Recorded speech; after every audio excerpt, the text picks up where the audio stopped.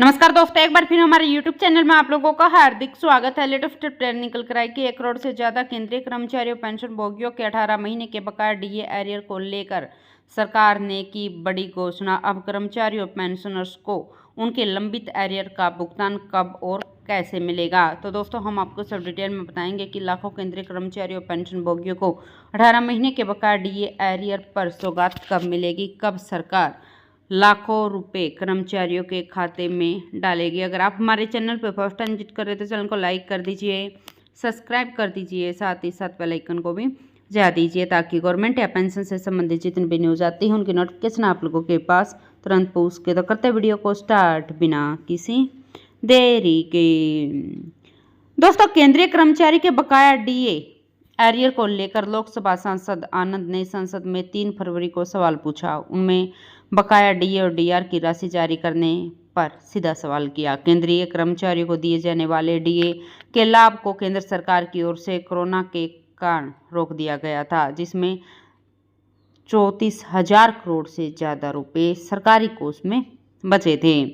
सांसद ने अलग अलग और स्पष्ट शब्दों में बकाया डीए को लेकर सवाल पूछे। उन्होंने पहला सवाल था कि कोविड के दौरान केंद्र सरकार ने कर्मचारी और पेंशनर्स के डीए और डीआर को 18 महीने के लिए रोक दिया था, जो कि जारी नहीं किया गया। क्या अब जारी किया जाएगा? अगर जारी किया जाएगा तो इस संबंध में विस्तार से बताइए। और वही उन्होंने सरकार से अब तक इसे जारी न करने के पीछे का भी कारण पूछा। साथ ही सांसद ने पूछा कि क्या सरकार अपने कर्मचारी के हित में यह देना निश्चित करेगी, यदि हाँ तो क्या ये कदम देश की लड़खड़ाती अर्थव्यवस्था को बढ़ावा देने के लिए सहायक साबित होगा। इस संबंध में विस्तार से ब्यौरा मांगा गया और अगर नहीं किया जाएगा तो इसके पीछे का कारण भी बताइए।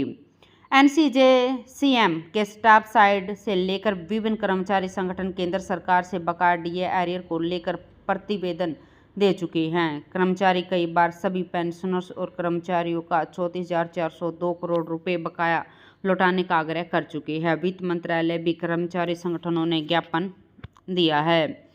दोस्तों, आपको बता दें, केंद्र सरकार ने वित्त राज्य मंत्री पंकज चौधरी के जवाब में केंद्र सरकार ने कर्मचारी और पेंशनर्स के 1 जनवरी 2020, 1 जुलाई 2020 और 1 जनवरी 2021 के देय डीए और डीआर की 3 किस्तों को फ्रीज किया था। यह फैसला कोविड-19 के दौरान आर्थिक व्यवधान के चलते लिया गया था। इसका मकसद केवल सरकार के वित्तीय दबाव को कम करना था।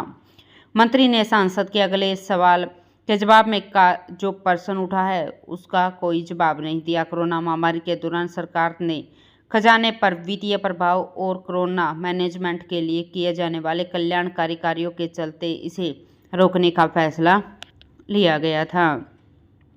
दोस्तों, बकाया 34,402 करोड़ रुपए लौटाने के लिए एनसीजेसीएम स्टाफ साइड से लेकर अनेक कर्मचारी संगठन, फेडरेशन, एसोसिएशन सरकार से मांग कर चुके हैं, लेकिन अब तक सरकार की ओर से कोई भी आश्वासन नहीं आया है। केंद्र सरकार अब जल्द ही कोई बड़ा फैसला ले सकती है।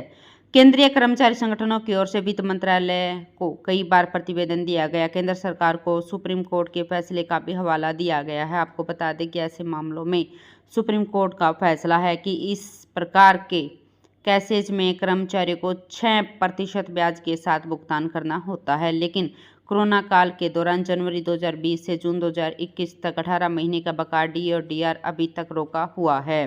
कर्मचारियों की 3 किस्तें डीए की रोकी गई है। केंद्र सरकार ने कर्मचारियों के 11% के भुगतान को रोककर करोड़ रुपए बचाए हैं। दोस्तों, केंद्र सरकार को कर्मचारी की ओर से बकाया डीए को 3 किस्तों में जारी करने को लेकर सुझाव दिया है। इससे सरकार पर एक साथ बोझ नहीं पड़ेगा और कर्मचारियों को भी उनके हक का पैसा मिल जाएगा। तो दोस्तों, आज के लिए इतना ही। मिलते हैं नेक्स्ट वीडियो में, तब तक के लिए जय हिंद, जय भारत।